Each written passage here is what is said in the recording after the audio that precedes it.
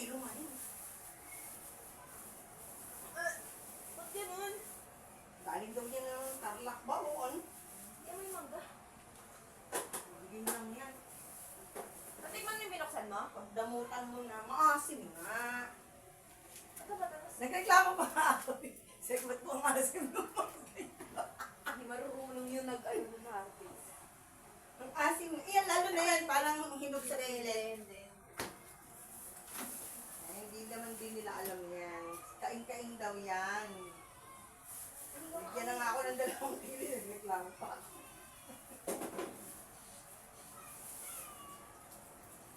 Hindi ko maamoy!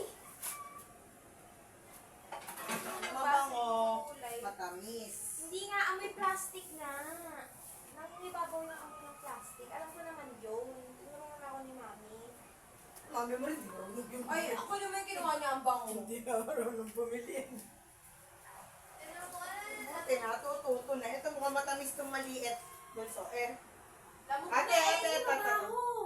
Hindi, amoy ano na siya. Right. Parang pahutan to eh. Ito. Nilugasan ko.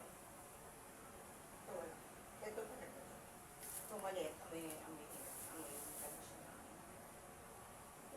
Tsaka ito parang hindi kalabaw, parang piko. Hindi siya mukhang mangga na ano eh. Yung nabinibenta. Mga pahutan kasi yan. Alam ba yung pahutan? Yung maliliit na mangga nagkakalag. Ito eh. Ano ba ano? Saan mo Kaya ano mo na yan. Ano ba natin yung mga yan? Pag nalagyan niya ng milk na ano, tatamis na rin yan.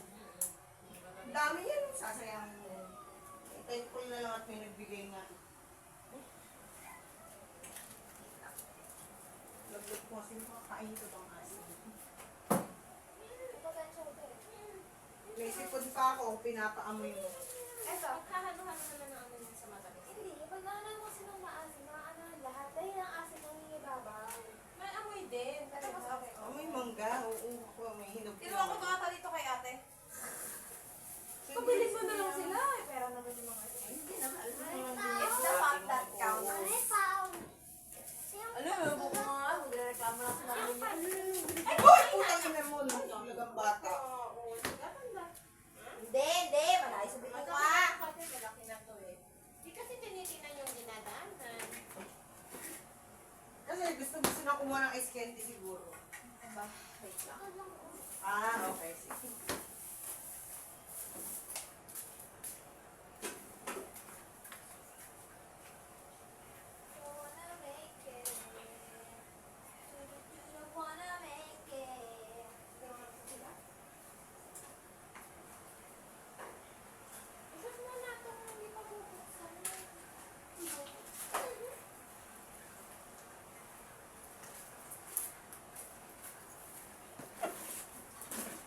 That panty liner din, me.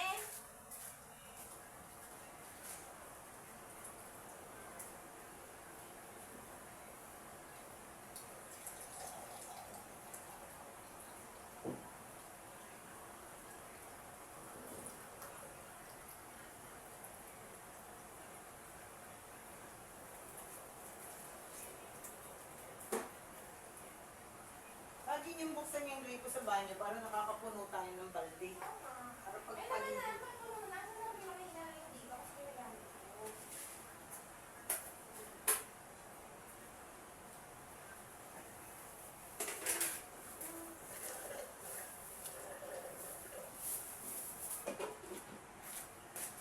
Wala naman na tayong ano eh, ice cream container na eh. Eto isa. Aalisin niyo sa tangon ko. Ah! Mama! Yung ganun o yung Mama. dilaw. Oh. Tinanong ko si Jamie. Jamie, ano na naman ang pinagdagawa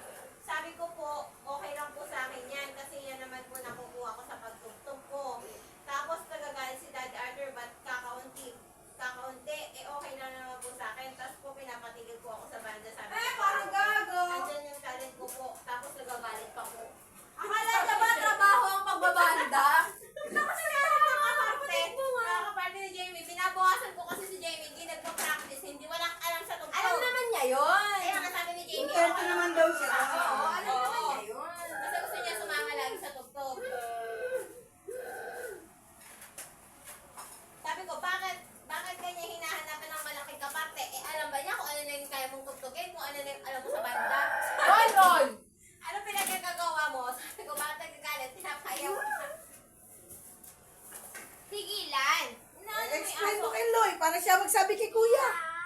Hindi, alam naman yun ni Kuya Luis. Ay, sabihin mo. At saka ayaw nga ni Kuya Luis na pumaparte yung mga bata ng malalaki Oo. kasi nagbumukang pera ang mga bata. Sabihin mo. Eloy, ikaw ang mag-explain kay Tito Arthur. Ang gusto ni Kuya Luis, ang bayad sa banda, ipondo, ibili ng gamit ng lahat ng instrumento. Salamat nga sila, meron pa silang Oo. parte.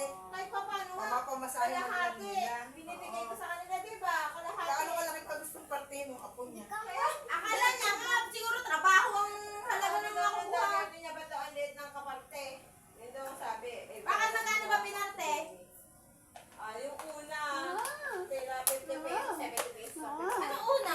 Yung sa 14. 14. Oo. Eh, hindi ako sunod na umaga nun eh. Di ba may umaga hapon yan? Sama namin siya. Wala ako ng umaga nun eh. Nung ano yata siya, wala. Basta isang, meron siyang ilang parte na wala siya. Oo. Oh! Nagilo ka dun. Video. Sayo ka. Mag-tiktok ka mo. Ha? Mag-tiktok. Bawal siya sa TikTok. Bawal ba sa bata TikTok. Uy, kamay ko yun. Kamay ko yun ah. Okay po. Tabumbo yung kamay ko. Bye.